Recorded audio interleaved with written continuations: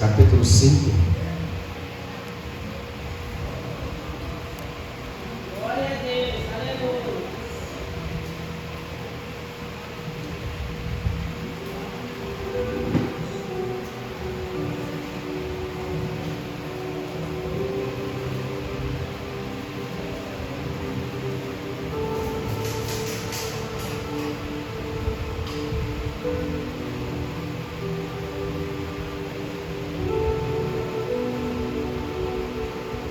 Irmãos, vocês que moram aqui na Serra, vocês têm que convidar as pessoas para vir no culto.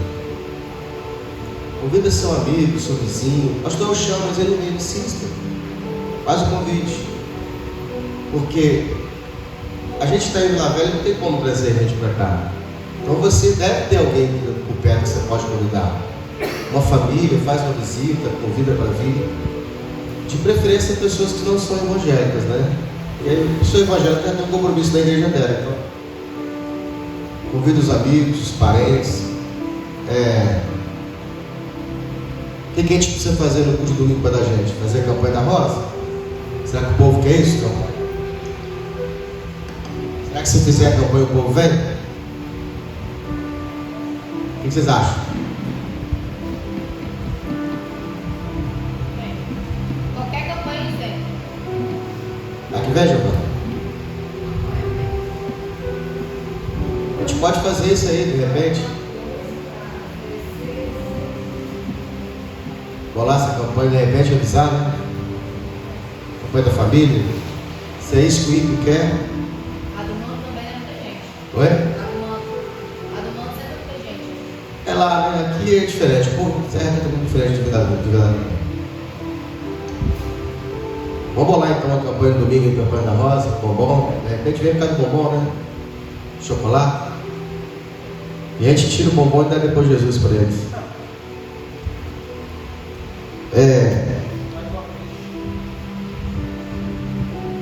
Lucas capítulo 5, versículo 1. Eu vou ler um texto aqui, chave, aí você senta aí e deixa a Bíblia aberta, tá bom? Versículo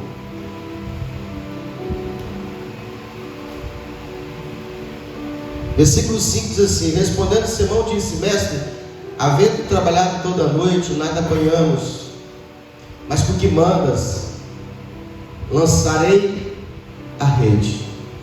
Poder sentar. Fecha a Bíblia não, deixa aberta.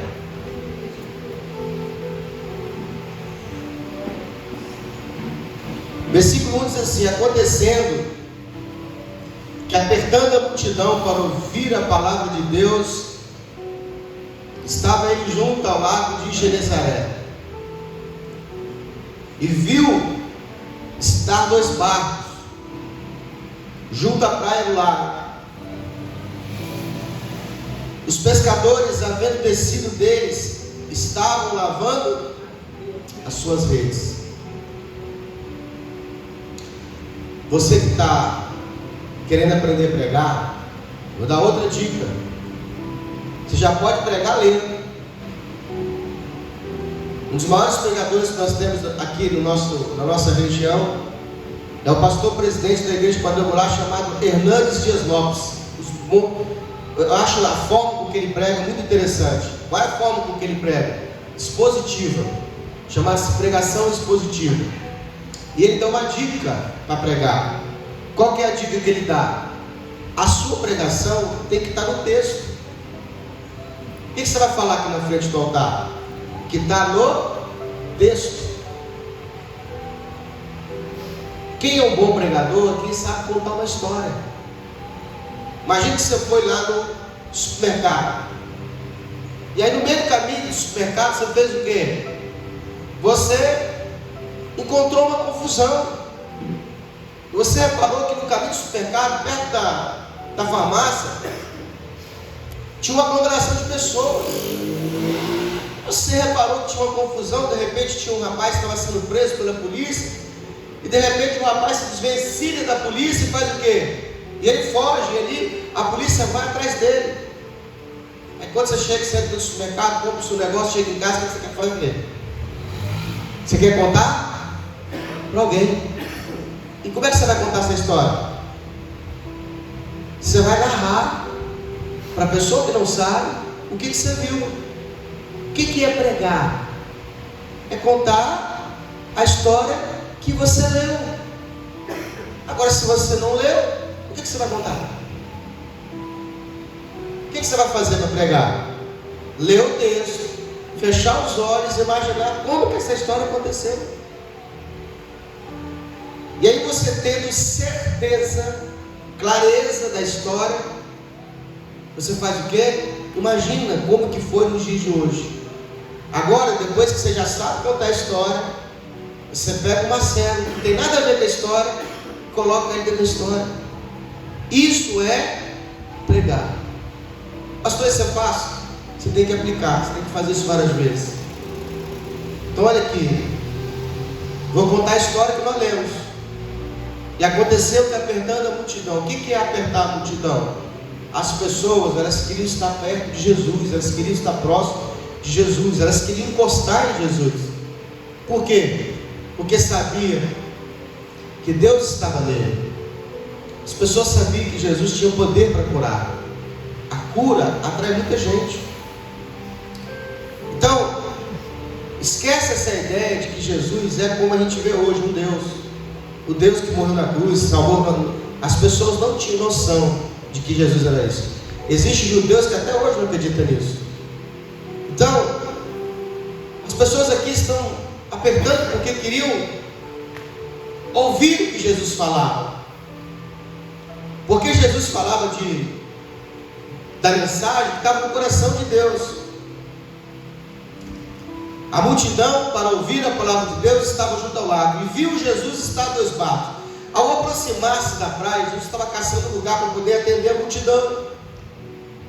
Perceba que eu estou ficando no texto. Jesus olha e ele vê uma cena.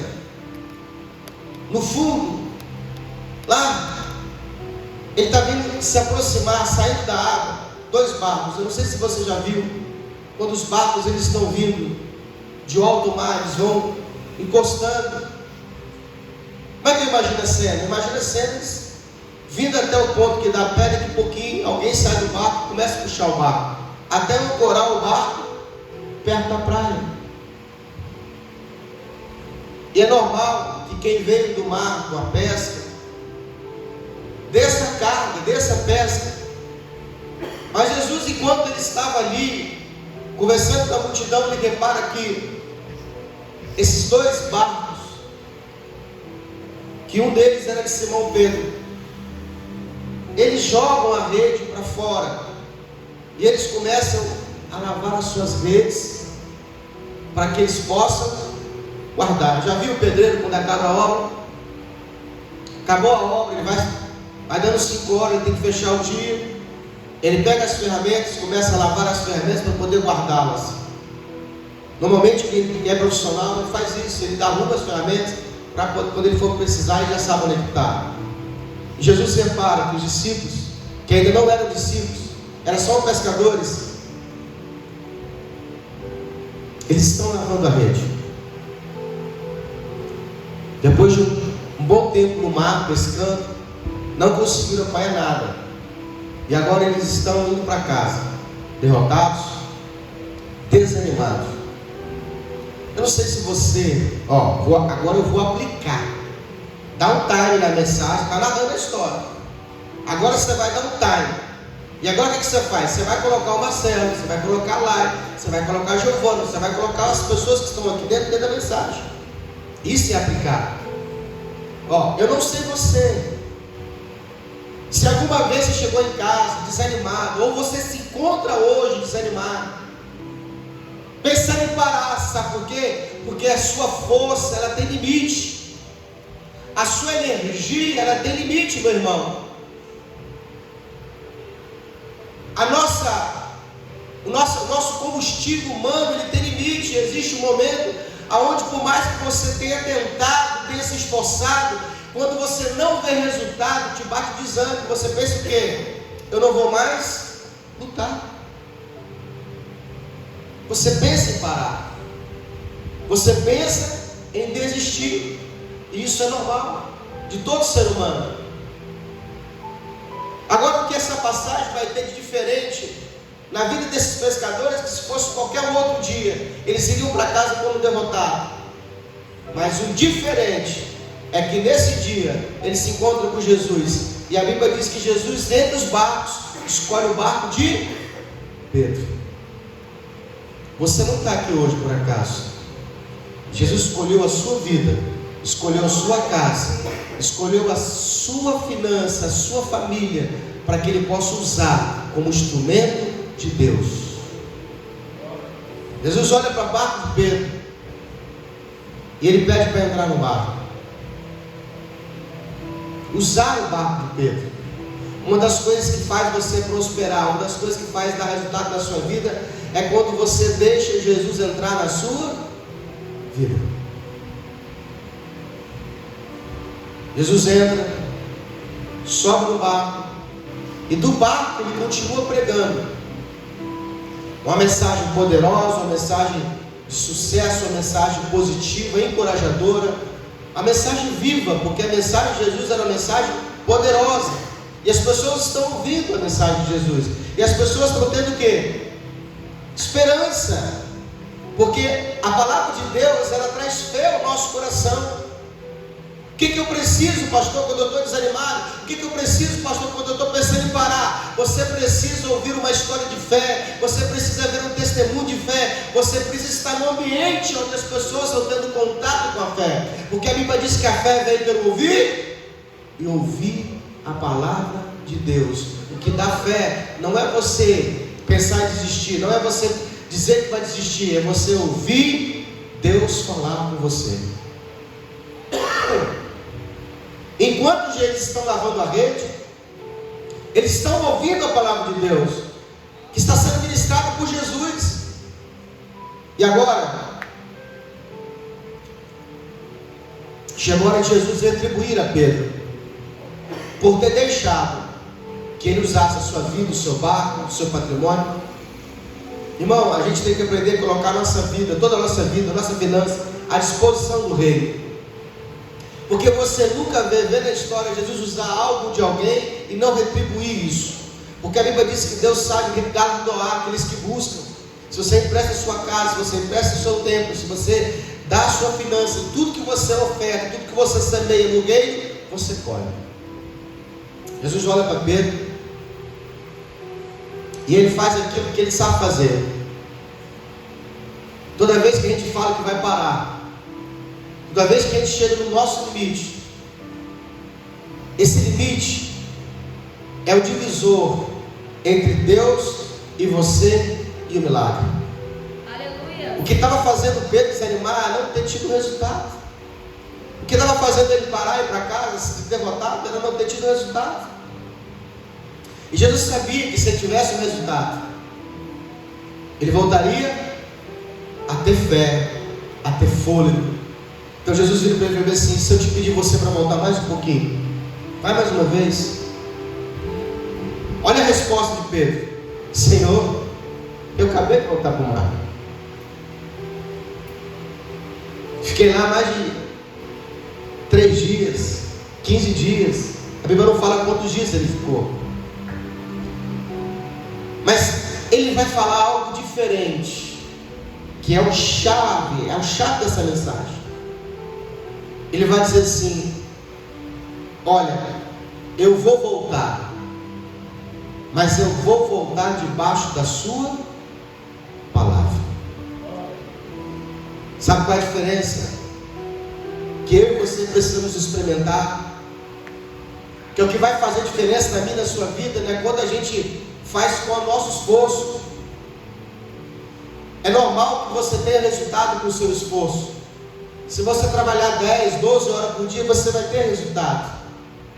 Mas o que te enriquece é estar debaixo de uma palavra, estar debaixo da bênção de Deus, estar debaixo do favor de Deus. E é isso que Pedro vai experimentar. Porque quando você está debaixo da palavra, debaixo do favor de Deus, não é você que pesca, é o peixe que pula para dentro do barco. Não é você que corre atrás da bênção, é a bênção que te alcança. Quem dia experimentou estar debaixo do favor de Deus não quer mais andar pela força do seu braço. Sabe o que me lembra? Me lembra quando Deus fez o jardim do Éden. E a Bíblia diz que Ele colocou todas as frutas, todas as espécies de plantas comestíveis. Depois de ter feito, preparado tudo, a Bíblia diz que Deus forma o homem conforme a sua imagem e semelhança. Só depois que Deus havia feito tudo, que Ele forma o homem, e Ele coloca ali no Éden o homem para que ele pudesse tomar conta, para que ele pudesse lavrar a terra, para que ele pudesse cuidar da terra. E Deus dá ao homem duas ordens, dois mandamentos. Uma: vocês devem comer de tudo que há no jardim. Vocês devem comer de tudo aquilo que eu criei, de tudo aquilo que eu formei. A outra: existia no jardim uma árvore que eles não podiam tocar. Durante alguns anos, a Bíblia não fala quanto tempo, mas durante alguns anos, aquelas árvores, aqueles frutos, eram o alimento de Adão e Eva. Eles não precisavam trabalhar, Adão não precisava suar. Sabe, quando você levanta de manhã e você sai para trabalhar, o seu trabalho foi um trabalho forçoso. Eu particularmente não gosto muito do trabalho braçal. Eu gosto de trabalhar com a minha mente, porque com a mente eu não preciso, por mais que seja desgastante, preocupante, eu não gosto de trabalho físico. O trabalho físico ele me cansa muito e rende pouco. Então geralmente eu opto por trabalhos que eu não tenho que trabalhar com físico, com corpo físico. Evito o trabalho braçal.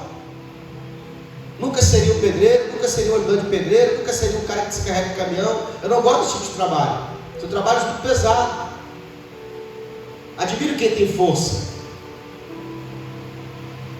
E se tinha uma regra no jardim, é que Adão e Eva não podiam suar. Porque o suor, ele tem um símbolo de esforço. E no jardim eles estavam na graça. E na graça você não pode ter esforço, tem que ser de graça. Eles estavam provando todos os dias o que era a graça de Deus. Quando Adão e Eva eles caem, eles escolheram viver do esforço físico. Por isso que a Bíblia diz que depois que eles foram expulsos do jardim, a terra não dava mais, aonde a terra onde eles foram expulsos, não dava os seus frutos. Adão e Eva teve que plantar, lavrar a terra, teve que cavar, teve que roçar, teve que limpar, teve que semear, teve que regar, esperar dar fruto, depois colher o fruto. Quem mexeu com roça sabe que não é fácil, que não é um trabalho simples, é esforçoso.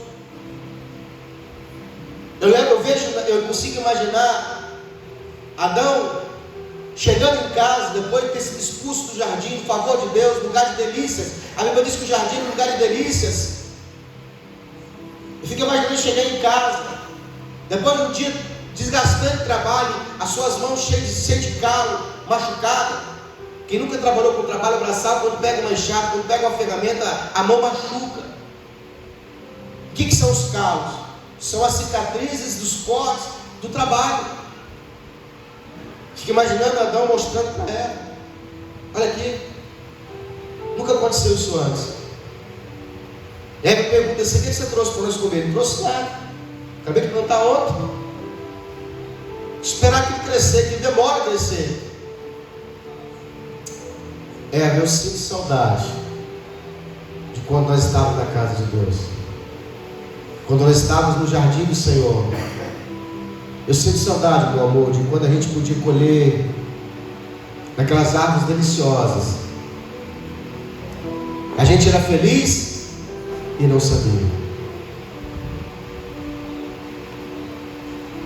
Eu fico imaginando Adão chegando, passar a mão na cabeça assim, ó, e pela primeira vez ele viu o suor do seu rosto.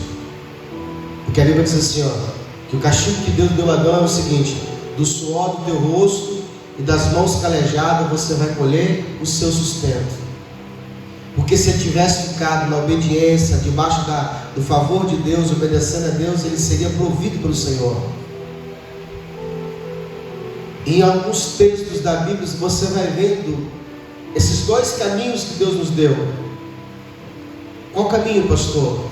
Um caminho onde você decide o que você quer fazer da sua vida, onde você é o Senhor da sua vida, onde você tem o livre-arbítrio e você decide o que você quer fazer. Só que aí você é responsável por se manter. Você vai ter que trabalhar e do suor do teu rosto você vai sobreviver. Ou então quando você resolve se render ao Senhor, voltando para o caminho inverso, porque nós temos que fazer o caminho inverso e voltar para o jardim de Deus, para o lugar de delícia, para o centro da vontade de Deus. Pastor, o que é o centro da vontade de Deus? Onde eu não tenho que suar, onde eu não tenho que sofrer. Deus te provém todos os dias. O que Jesus apresenta para Pedro, o que Pedro está provando nesse dia, é dizendo a ele assim: olha, eu trabalhei muito tempo, eu não consegui colher. Porque uma coisa eu entendi, irmão, que a bênção de Deus nunca falha, o favor de Deus não falha, mas o fruto do meu suor pode falhar. Você pode trabalhar o dia todo, o mês todo, e mesmo assim não conseguir pagar suas contas. Você pode trabalhar anos após anos e mesmo assim não ver prosperidade.